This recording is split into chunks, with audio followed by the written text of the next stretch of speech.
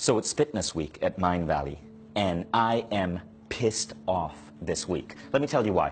Came across this article in the New York Times. This is from just a couple of weeks ago. Let me tell you what it says. It says, in Asia's fattest country, nutritionists take money from food giants. Know what is Asia's fattest country? It's Malaysia.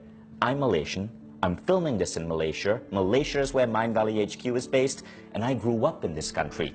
And as I read that article, I felt sick. Sick because what the New York Times exposed is how government officials in Malaysia take money from food giants like Nestle and then are swayed to take what is essentially crap and market it as healthy food. I want to show you something, and some of you in certain parts of Europe might be familiar with this brand from Nestle. It's called Milo. Look at the box. It shows a guy doing taekwondo, which is a martial art. It's very popular in Malaysia. I studied taekwondo as a child. Now the thing is, I was trained as a kid in Malaysia to take 2 to 3 glasses of Milo every single day because of advertising that said this made me better at sports. Then I read that article and I decided, wow, surely Milo can't be that bad. So I looked at the ingredient list. Let me show you something.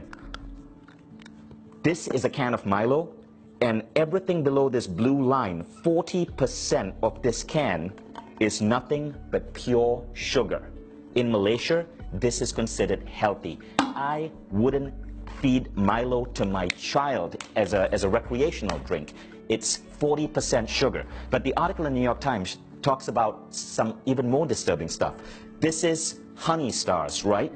Nestle paid the government hundreds of thousands of dollars to advise them on nutrition. As a result, Honey Stars, which is one of the highest sugar content of any cereal, gets a red sticker from the government, from the health body of Malaysia, saying this is a healthy choice product. Again, this is the problem in the world today, guys. Big pharma and food companies are not incentivized to make you feel healthier.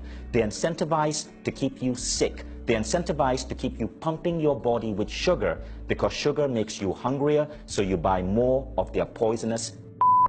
Now, this isn't just a unique problem to Malaysia. If you're in Europe, you may have heard the controversy with Nutella. Recently, people had to sue the Italian company, Ferrero, that makes Nutella, because they were positioning Nutella, which is essentially palm oil and sugar with a little bit of chocolate. They were positioning it as a breakfast food that is healthy, because apparently it contains a tiny percentage of milk, which we also now know is completely unnecessary to the human biology. Now, if you're American, you're not off the hook as well. I went to school in America. I was a teenager in America during my college years. And as a 19 and 20 and 21-year-old, before I would rush off to classes, I would eat something called Pop-Tarts, right? Because I watched television and I was told that Pop-Tarts was a healthy breakfast choice because apparently it contained fruit.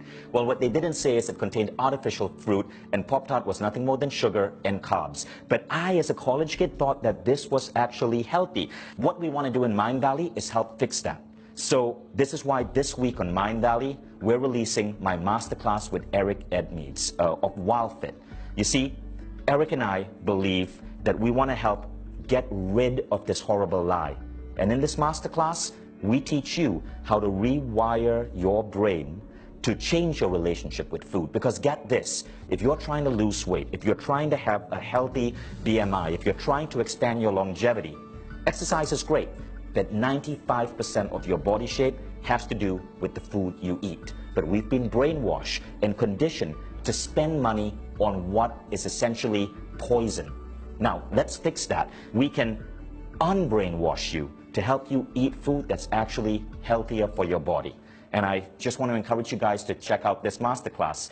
As I was doing research on this week, I just kept getting increasingly disturbed by what I read. Can't wait to see you guys in the program.